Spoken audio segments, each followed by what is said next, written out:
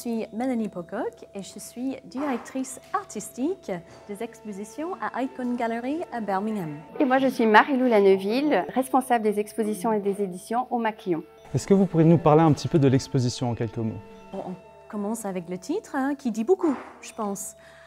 Friends in Love and War en anglais. Et après? L'éloge des meilleurs ennemis. Donc en fait, l'idée de ce titre, déjà, pour ce projet franco-britannique, c'était d'avoir un titre bilingue. L'exposition, ça aborde le sujet vraiment de l'amitié fondamentale dans toutes nos vies, hein, mais dont on ne parle pas assez, on trouvait. Et du coup, c'était un peu une excuse, d'ailleurs, à travers l'art, de vraiment réfléchir à ce sujet et dans sa profondeur.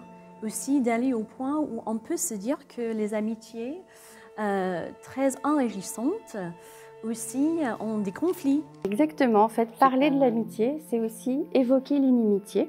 Donc à la fois l'amour de l'amitié, mais aussi les conflits qui peuvent survenir.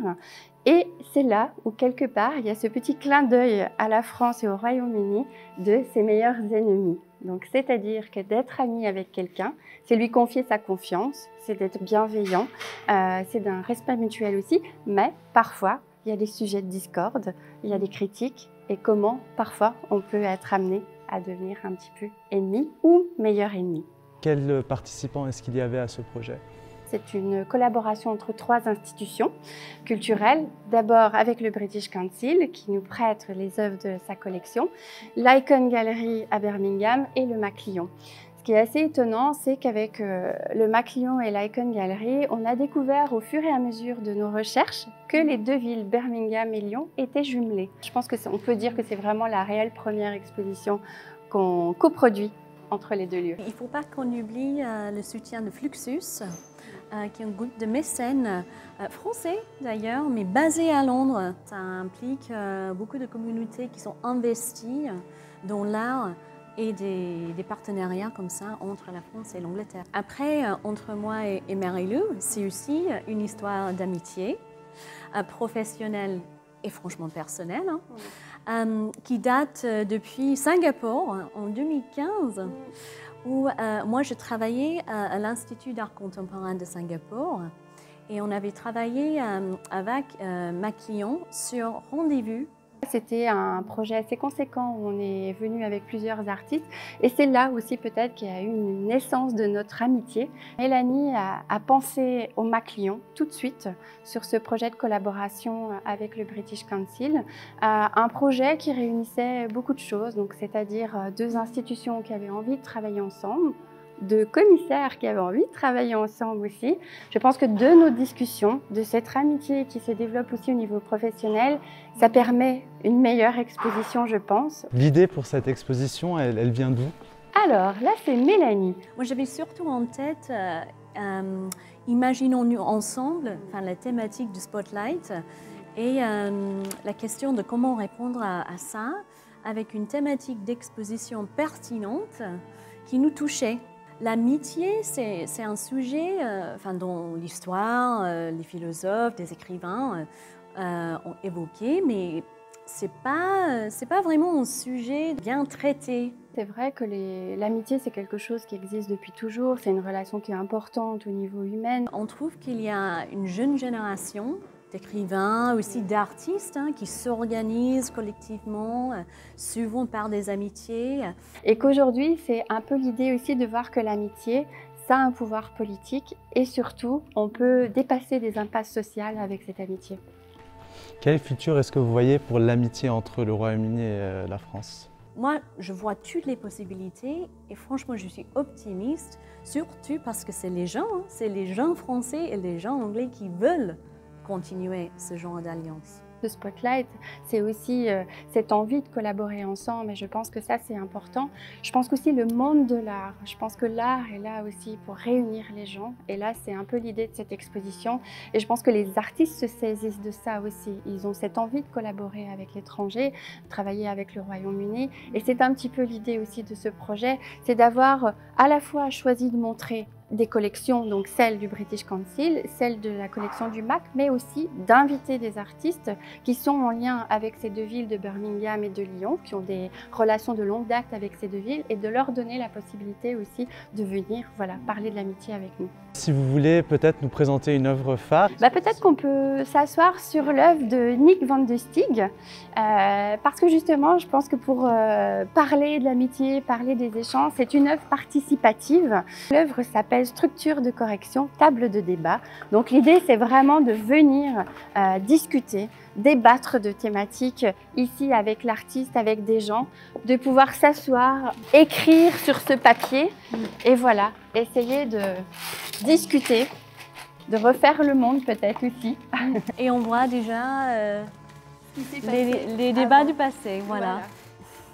Donc en fait, il y a toute une archive qui se récolte, c'est-à-dire que rien n'est jeté et c'est vraiment un témoignage de ce qui se passe dans l'espace. Pour le British Council Collection, peut-être un petit mot sur qu'est-ce que c'est? J'avoue que ça, c'est une bonne question parce que moi-même, j'ai découvert, quand Mélanie m'en a parlé, que je ne savais pas qu'il y avait une collection British Council. La collection du British Council, ça a été fondé en 1938. Une date significative parce que c'était à l'époque où on voyait vraiment la montée du fascisme en Europe. Et d'ailleurs, c'était une façon pour le British Council d'agir en se disant, à travers là, on peut essayer aussi de créer de compréhension entre des pays. C'est des artistes, pour la plupart, qui sont basés en Grande-Bretagne, mais qui ne sont pas forcément anglais ou que c'est, voilà. C'est une collection qui a beaucoup d'œuvres, c'est 9000 même. Je devais ajouter un zéro. Collection qui se construit à la fois par des acquisitions conseillées par des comités de sélection, les curateurs de collection. C'est aussi des œuvres, par exemple, qui sont acquises à travers les pavillons de Venise, dont la représentation de Grande-Bretagne est prise en charge par le British Council. Donc en fait, ça démontre aussi que les actions culturelles et artistiques de British Council, ça fait un peu un témoignage de ça. Qu'il me semble, Mélanie, tu me corriges si je me trompe, que c'est une des premières fois où il y a vraiment l'invitation à des commissaires de venir s'emparer de la collection à partir d'une thématique, de faire un choix sélectif d'œuvres, vraiment pas juste une ou deux pièces, mais d'avoir vraiment un contenu assez important qui est vraiment la base de ce projet d'exposition. C'est l'idée pour eux d'essayer de renouveler ces collaborations avec d'autres commissaires pour justement s'emparer de la collection, voilà, peut-être pour la faire connaître davantage. C'est une collection importante à la fois avec des artistes très reconnus, d'autres un peu moins, avec des pièces très différentes, très variées aussi. Donc on a la photographie, du dessin, on a de la vidéo, de l'installation. Donc je pense que cette collection aussi, c'est pour valoriser la culture du Royaume-Uni. Vous pouvez peut-être nous parler justement de quelques œuvres qui ont été choisies pour cette exposition? Oui, du coup, derrière nous, il y a Delaine Lebas. Elle est une artiste en fait de la communauté rom. Et tout son travail, c'est vraiment une démarche qui suit les traditions culturelles de sa communauté, qui utilise un peu les mêmes façons de faire, qui mélange un peu aussi ces idées des fois un peu étroites de l'artisanat et l'art. En fait, tout ça pour elle, c'est vraiment l'art. La culture rome a peu d'écrits en fait pour parler de ces communautés et travailler l'art pour elle, c'est une façon aussi de parler de sa communauté. Cette notion de communauté, c'est quelque chose qui est assez fort aussi dans l'exposition parce qu'il y a l'œuvre effectivement de Delaine Lebas, mais il y a d'autres artistes qui parlent de communauté aussi. Je pense à Teresa Buskova, je pense à Ethan Patel aussi, qui est une vidéo de la collection du British Council. Un petit mot, vous en avez parlé un petit peu, mais sur les résidences. L'idée de résidence, c'était important à la fois pour nous de recevoir un ou une artiste de Birmingham et vice-versa. Pas forcément avec un objectif de devoir nous présenter quelque chose, créer une œuvre, mais justement s'imprégner de la scène à Lyon et de voir un petit peu comment ce travail peut évoluer dans le cadre de leur recherche. Et même on peut dire il y a de manière intéressante des œuvres, des collections dont on active un peu plus avec la participation directe des artistes. D'ailleurs, à l'entrée, on a une peinture Moreille de Fabien Vercher, son œuvre qui fait partie de la collection. C'est le conte qui est juste derrière nous. Sa peinture aussi, ça répond directement à l'idée de l'amitié, mais aussi le conflit qui fait presque la base aussi. Comment est-ce que cette exposition, cette collaboration rentre dans le programme Spotlight sur la culture du British Council? Enfin, imaginer les choses ensemble, voilà. Déjà c'est la base un peu de ce projet. L'exposition, c'est vraiment le début du Spotlight. Voilà, nous on lance. On lance ce Spotlight et on est très, très heureux de pouvoir, heureuse de faire ça. Vous voulez peut-être nous laisser avec une dernière œuvre? À côté de moi, j'ai une œuvre de Luke Routledge.